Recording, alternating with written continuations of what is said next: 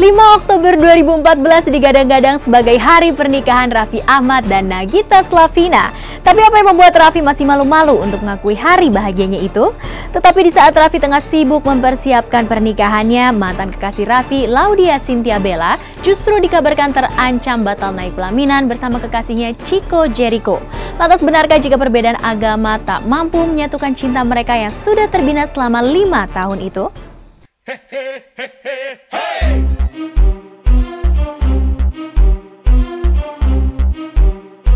5 tahun menjalin cinta sebagai sepasang kekasih ternyata belum tentu menjamin jika Laudya Chintya Bella dan Chico Jericho akan sehidup semati dalam sebuah ikatan suci perkawinan.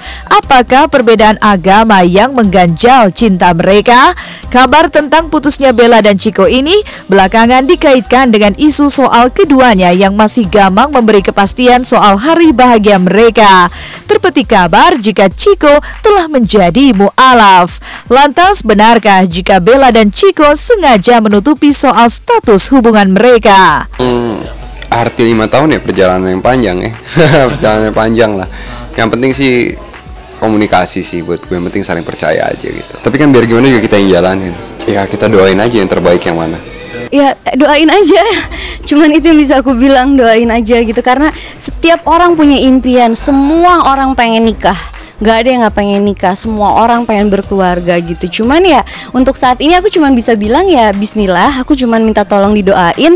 Kalau emang kita jodoh, insya Allah pasti kita nikah, amin. Dan pasti kita bakalan bilang, gak mungkin nikah gak bilang mbak. Itu impian kita berdua, masa gak bilang-bilang, pasti bilang.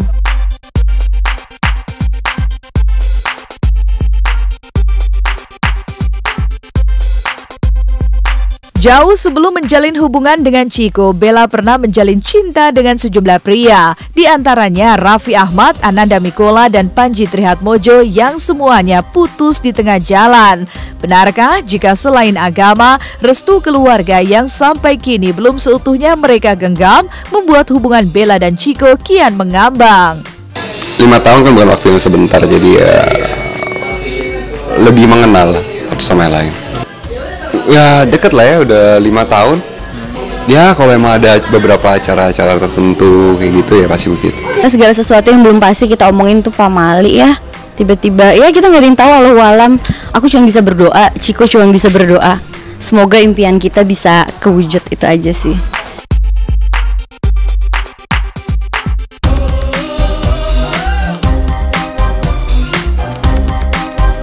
Di saat Laudya Chintya Bella belum bisa memastikan kapan dirinya bisa meresmikan hubungan cintanya dengan Chico Jericho dalam sebuah ikatan suci pernikahan, Raffi Ahmad yang pernah menjalin kasih dengan Bella justru sudah mantap untuk menikahi Nagita Slavina pada bulan Oktober mendatang di sebuah hotel berbintang 5 di kawasan Jakarta Selatan.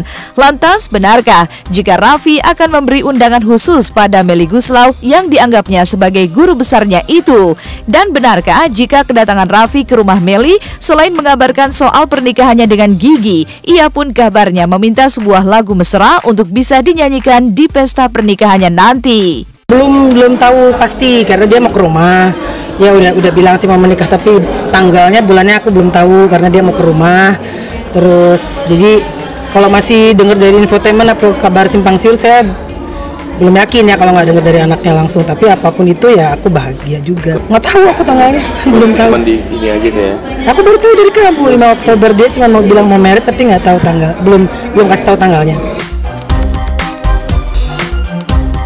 Melly yang baru saja pulang dari menjalankan ibadah umrohnya kini memang tengah menanti hari bahagia anak didikannya itu. Namun benarkah jika Melly yang kini sudah memilih menutup mahkota kepalanya itu akan merubah gayanya dalam menciptakan lagu? Dan benarkah jika ada persembahan khusus yang akan Melly berikan di pernikahan Raffi dan Gigi? Itu akan berpengaruh ya, karena kan lagu aku aja Let's Dance Together, Glow apa, aku banyak jobnya yang di disco apa-apa. Tapi aku yakin rezeki kan udah diatur ya. Jadi kalau aku takut berhijab hanya karena job, berarti aku nggak percaya sama yang udah diatur sama Allah gitu. Jalanin aja. Aku kan juga ngefans sama Yuna ya yang ada di Malaysia. Dia malah berhijab, malah dia bisa internasional pasarnya, bahkan dikontrak sama David Foster. Jadi sebenarnya nggak ada masalah sih hijab.